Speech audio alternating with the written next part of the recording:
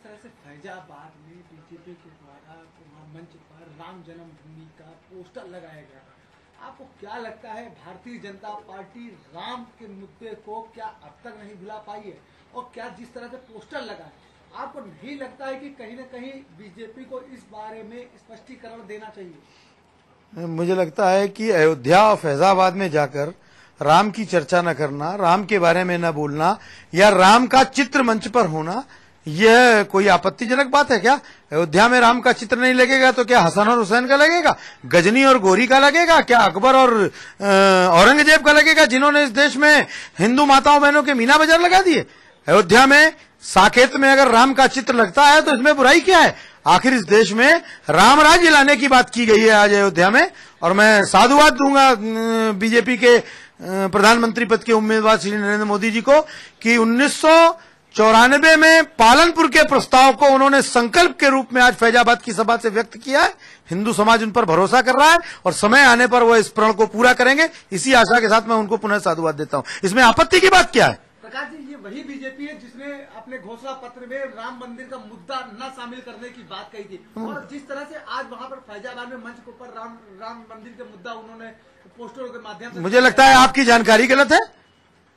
Bharatiya Janata party ने अपने manifesto में राम जन्मभूमि के मुद्दे को शामिल किया है, और आज की फैजाबाद की सभा में श्री नरेंद्र मोदी जी ने यह कह करके कि प्राण जाऊं पर वचन न जाऊं, इस देश के 125 करोड़ हिंदुस्तानियों को यह संकल्प और यह विश्वास दिलाया है कि समय आने पर भगवान राम की गरिमा के अनुरूप भव्य मंदिर यह अयोध्या में बनेगा।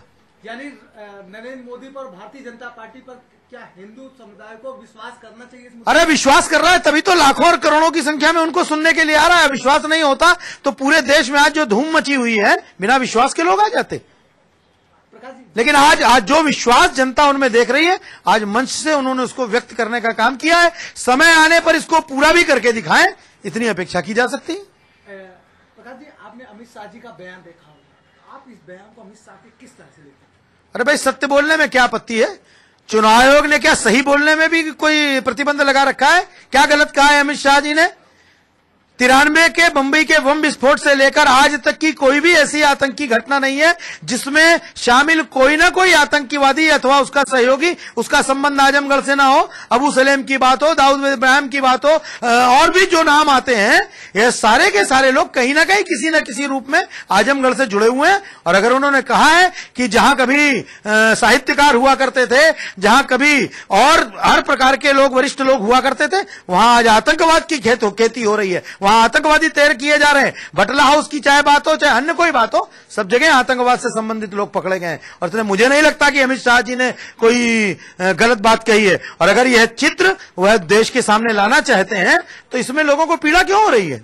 चुनाव के पहले चुनाव चल रहा है, 2 चरण के चुनाव मात्र रह गए हैं, और अमित शाह काफी लंबे समय से यूपी में आखिरी चरण। भाई, सभा जब आजमगढ़ में हो रही है तभी तो आजमगढ़ का जिक्र आएगा। और अगर आजमगढ़ का जिक्र आता है, आजमगढ़ में जाकर के ईरान और तुरान की बात तो अमित शाह जी करेंगे नहीं। आजमगढ़ आज जिस रूप में दुनिया को दिखाई दे रहा है, उस सत्य को उन्होंने कहने का साहस किया है।